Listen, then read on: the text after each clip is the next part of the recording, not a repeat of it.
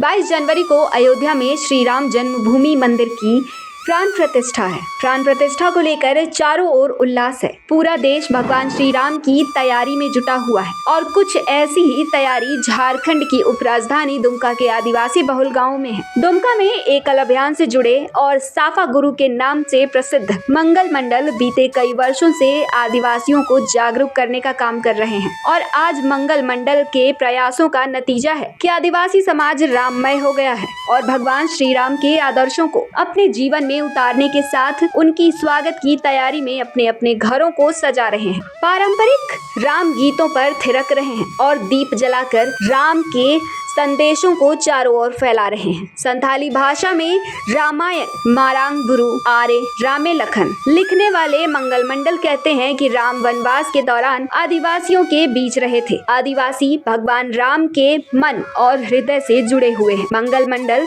2015 में अपनी पत्नी के साथ आदिवासियों के बीच गांव-गांव जाकर संथाली भाषा में रामायण का पाठ करने लगे। उन्हीं की भाषा में रामचरितमानस की चौपाई का अर्थ समझाने लगे और फिर उन्होंने पहले संथाली भाषा में हनुमान चालीसा लिखी और फिर आदिवासी समाज को राम के बारे में बताने के लिए संथाली भाषा में रामायण मारांग गुरु आर रामे लखन की रचना कर डाली। अब संथाली भाषा में ही उनकी रामचरितमानस का अनुवाद भी आने वाला है।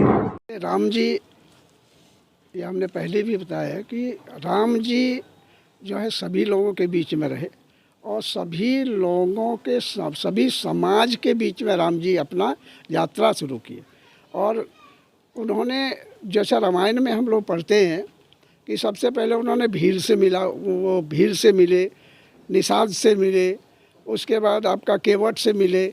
इस तरह से जितने लो स्टैंडर्ड के, जितने निम्न श्रेणी के लोगों के बीच में ही राम जी का जाना हुआ। कभी राम जी कोई ब्राह्मण क्षत्रिय और इसके बीच में नहीं गए। हाँ, राम जी गए जो सबसे नीचे समाज के लोग हैं उनके बीच में गए। तो वो लोग जो जितना राम जी को प्यार करते हैं, जितना उन लोगों का भक्ति भाव है राम जी के प्रति उतना और लोगों के अंदर में नहीं है। ये चीज़ बीच में कुछ असामाजिक तत्व जो अंग्रेज लोग यहाँ आए तो उन्होंने वहाँ से राम जी को आदिवासी समाज से या दूसरे समाज से भी राम जी को हटाने का प्रयास किया। उन्होंने अपना संस्कृति थोपने के लिए राम जी को अलग करने का प्रयास किया। तो थोड़ा तो लोग विचलित हुए, कुछ लालच दिया, कुछ किया, इधर उधर करके लोग कुछ तो किए, लेकिन किसी के हृदय से राम जी को हटा नहीं पाए। और जो कुछ भी थोड़ा बहुत अगर कुछ बदलाव आया था उसको हम लोग अब उसका भरपाई कर रहे हैं।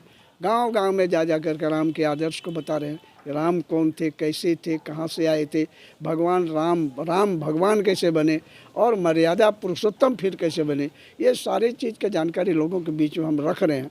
और ये काम हम बहुत पहले से कर रहे हैं और आज भी जारी है और भविष्य में भी जब तक हम जिंदा रहेंगे इस काम को हम करते रहेंगे, ताकि आदिवासी समाज के बीच में हमारे राम को या उनके राम को, आदिवासियों के राम को हम पुनर्स्थापित कर सके, उनके घर में राम जी को प्रवेश करा सके, यही मेरी मंशा है। जो महिलाएं वहाँ पे वो लोग गीत गा रही थी कि जैसे ये सोहराय गीत है, उस सोहराय गीत में वो लोग बोल रही थी कि ए दीदी देखो इस धरती पर और हमारे गांव समाज में राम जी आए हैं, लक्ष्मण जी आए हैं, सीता जी आए हैं, चलिए हम लोग उसका स्वागत करें।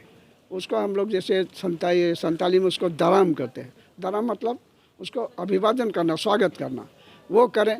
तो तुम लोटा में पानी लो, आम का पल्लव लो, हम थाली लेते हैं और हम लोग उनका चरण धुलाएंगे, धुला करके राम जी को अपने गांव में, अपने घर में प्रवेश कराएंगे। यही उस गीत का मतलब था। आदिवासी समाज से जुड़े लोग कहते हैं कि राम हम सबके दिल में रहते हैं और उनका जोहार यानी अभिनंदन करने के लिए पूरी तैयारी हो चुकी है। लोगों में उत्साह भी भरपूर देखने को मिल रहा है। पुराने लोगों को भगवान राम के बारे में जानकारी तो थी, लेकिन बीच की पीढ़ी ने उन्हें कुछ भुला सा दिया था। लेकिन अब धीरे धीरे लोगों की राम के प्रति आस्था बढ़ती जा रही है। कहा कि बाबरी मस्जिद मुगल शासन की देन थी, लेकिन पूरा विश्व जान रहा था कि वहाँ राम मंदिर का अस्तित्व था और प्रधानमंत्री नरेंद्र मोदी के प्रयासों से वहां पुनः राम मंदिर का निर्माण का मार्ग प्रशस्त हो पाया है। संथालों का परगना है तो ये तो पुरानी बात है, लेकिन आदिवासियों में भी आज इतनी जागृति देखने को मिल रही है कि कहने की बात नहीं। हम लोग गांव में जा रहे हैं। गांव के लोग, गांव में जो आदिवासी लोग हैं उन लोगों भी अपना तुलसी मंदिर स्थापित किया है, अगरबत्ती जला रहा है, दिया जला रहा है। इससे पता चलता है कि ये लोग भी राम को बहुत नज़दीकी से जान रहे हैं। अभी भी हमारे जिस तरह से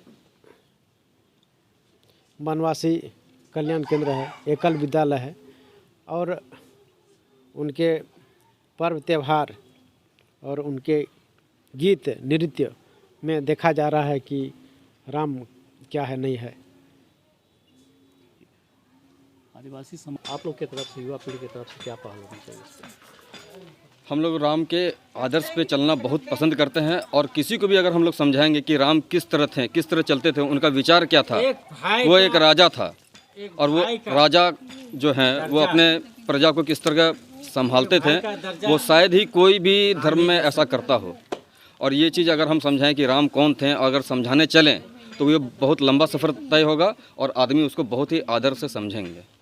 क्या सुनेंगे? बात तो ये है कि अयोध्या में हम लोग अपना देश में रहते हुए भी और हम लोग खुलकर मतलब मंदिर में पूजा नहीं कर पा रहे थे। राम मंदिर में हम लोग नहीं जा पा रहे थे विवादित होने के कारण।